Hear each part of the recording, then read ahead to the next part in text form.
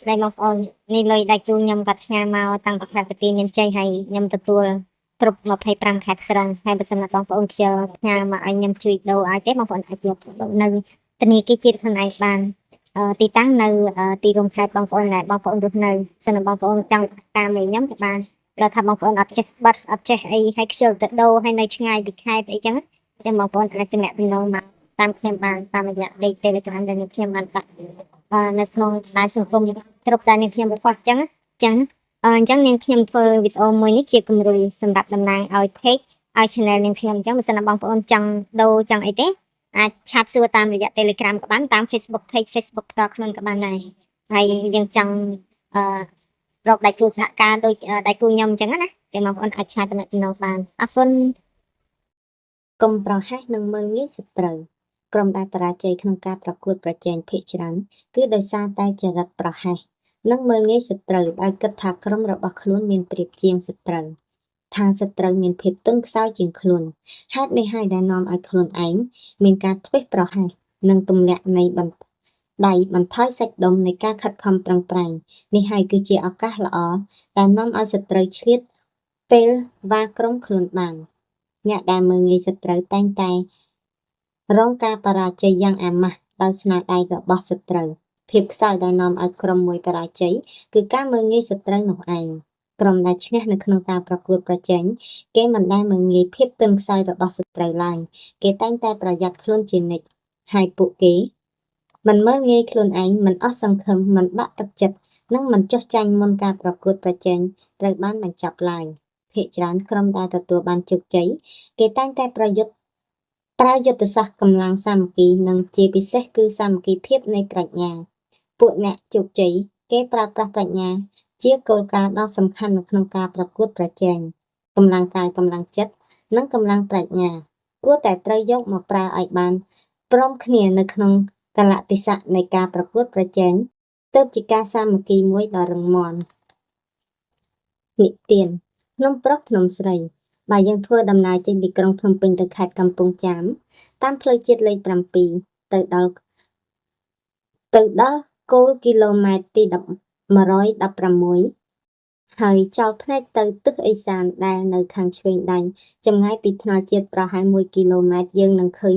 ភ្នំពីរនៅទន្ទឹមគ្នាមួយនៅខាងកើតមួយខ្ពស់នៅខាងលិចទៀតភ្នំខ្ពស់ឈ្មោះភ្នំស្រីឯភ្នំទាបឈ្មោះភ្នំប្រុសរឿងព្រេងប្រចាំភ្នំនេះមានដូចតទៅកាលពីព្រេងនាយមានស្ដេចស្រីមួយអង្គព្រះនាម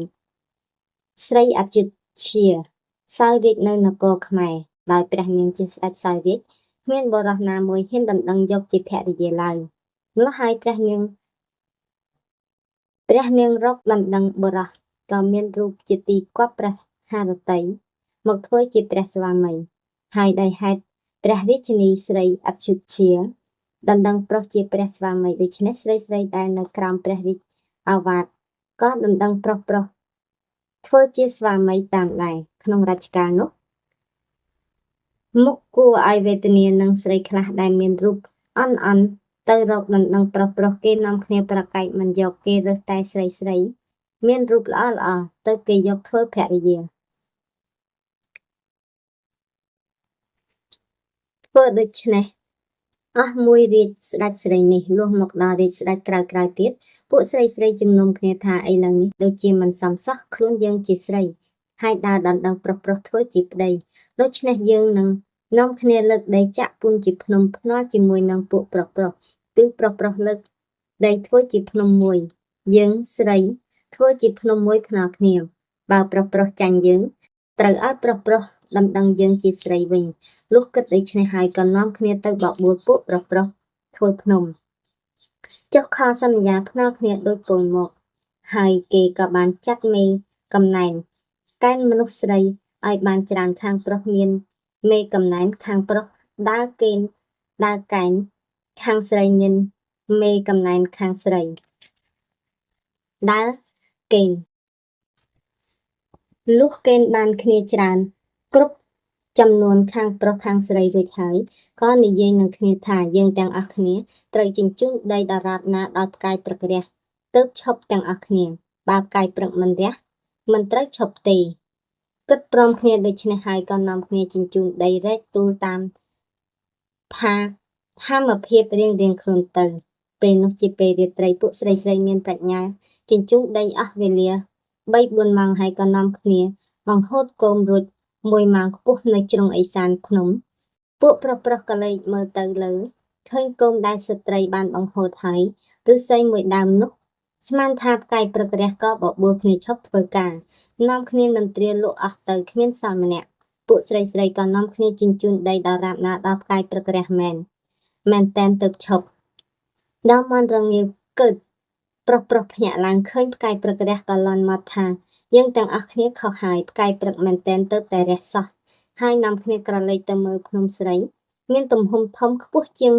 ភ្នំរបស់ខ្លួនក៏មានសេចក្តីអៀនអន់ក្នុងចិត្តដោយចាញ់កលស្រីតាំងពីកាលនោះមកប្រុសក៏ដណ្ដឹងស្រី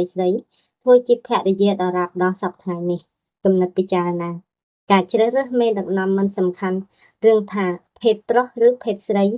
ទេសំខាន់គឺប្រាជ្ញាមេដឹកនាំភេទអ្វីក៏ដោយឲ្យតែមានប្រាជ្ញាខ្ពស់គេប្រកាសជាអាចដឹកនាំក្រុមឆ្លងកាត់ឧបសគ្គឈានទៅសម្រេចភាពជោគជ័យបានជាពុំខានគ្មានកម្លាំងណាខ្លាំងជាងកម្លាំងប្រាជ្ញាឡើយមេដឹកនាំខ្លាំងពូកែមិនមែនប្រើកម្លាំងនៃការតស៊ូមួយមុខសម្រុកលើកិច្ចការឡើងគឺត្រូវប្រើកម្លាំងប្រាជ្ញាបូករួមសំខាន់ជាង 2. មិនត្រូវធ្វើការសម្រេចកិច្ចការអ្វីមួយខណៈពេលកំពុងប្រកួតប្រជែងដោយមិនមើលសត្រូវឡើយកាលបើឃើញសត្រូវច្បាស់លាស់ហើយសឹមធ្វើការសម្រេចចិត្តការសម្រេចចិត្តនៅក្នុងការដឹកនាំក្រុមជាកត្តាគ្រោះថ្នាក់បំផុតបើសម្រេចចិត្តខុសនាំឲ្យគ្រោះថ្នាក់ទាំងពូជតែម្ដងបើមិនមែនរងទុកចំពោះខ្លួនតែជាមេដឹកនាំតែម្នាក់ឯងនោះទេមេដឹកនាំព្រមទាំងកូនក្រុមទាំងអស់ក៏អាចនឹងត្រូវរងគ្រោះដែរ 3. ចូលកុំមើលងាយសត្រូវដែលជាភេទទន់ខ្សោយឬដែលជាបុគ្គលទន់ខ្សោយឲ្យសោះព្រោះភាពទន់ខ្សោយនៃសត្រូវមិនមែនស្ថិតនៅលើសម្បកក្រៅទេយើងមិនអាចមើលឃើញហើយឆ្លោះបញ្ចាំងក៏មិនធ្លុះដែរវិនិច្ឆ័យសម្បកក្រៅមិនបានស្មានស្នូលខាងក្នុងក៏មិនត្រូវយកល្អកុំប្រមាថមើលងាយដើម្បីកុំឲ្យមានកំហុសត្រូវចាត់ទុកសត្រូវដ៏ទន់ខ្សោយម្នាក់ស្មើនឹងខ្មាំងដ៏ខ្លាំងអស្ចារ្យ 1000 នាក់ 4. ការសាមគ្គីគឺជាមហាកម្លាំងការនាំគ្នាប្រយ័ត្នខ្លាំងគឺជាមហាកំផែងត្រូវសាមគ្គីគ្នាប្រយុទ្ធតាំងផងធ្វើផងកសាងផងច្បាំងផងប្រយ័ត្នផងនិងការពារផងត្រូវជួយដាស់តឿនគ្នាឲ្យមានសេចក្តីប្រុងប្រយ័ត្នគ្រប់ពេលគ្រប់កលៈទេសៈគ្រប់ស្ថានភាពលុះត្រាលទ្ធផលសម្រេចជាស្ថាពរសុំលលែងនឹងការសម្រាកភាពជោគជ័យនៃក្រុមកើតពីការរួមសាមគ្គីទាំង3ភាគីគឺរួមកាយរួមធ្វើរួមចិត្តជួយលើកទឹកចិត្តនិងរួមគិតជួយផ្ដល់គំនិតបង្កើតប្រាជ្ញាចាអរគុណច្រើនបងប្អូនអត្ថបទនេះក៏សូមបញ្ចប់ទៅប៉ុណ្ណេះហើយក៏សូមអរគុណដល់បងប្អូនដែលបានស្ដាប់និងតាមដានតាំងពីដើមរហូតដល់ចប់បើសិនណាមិនទាន់បានជួយ Subscribe Channel YouTube ឬក៏ Follow Page របស់ខ្ញុំទេសូមជួយ Subscribe ហើយនិង Follow Page របស់ខ្ញុំម្នាក់មួយផងចាអរគុណច្រើនជួបគ្នាវីដេអូក្រោយទៀតជម្រាបលាបើសិនជាបងប្អូនចង់រៀនវីដេអូពេលក្នុងស្រុកជាមួយភាសាមួយបែបកម្ពុជា CSS យើងក៏មានគ្រប់ឯកជនដែលផ្ដល់សេវាប្រឹក្សាអាចតាក់ទងសួរព័ត៌មានបន្ថែមឬក៏ចុះឈ្មោះតាមរយៈលេខទូរស័ព្ទ Telegram នៅលើវីដេអូនេះស្រាប់បាទសូមអរគុណ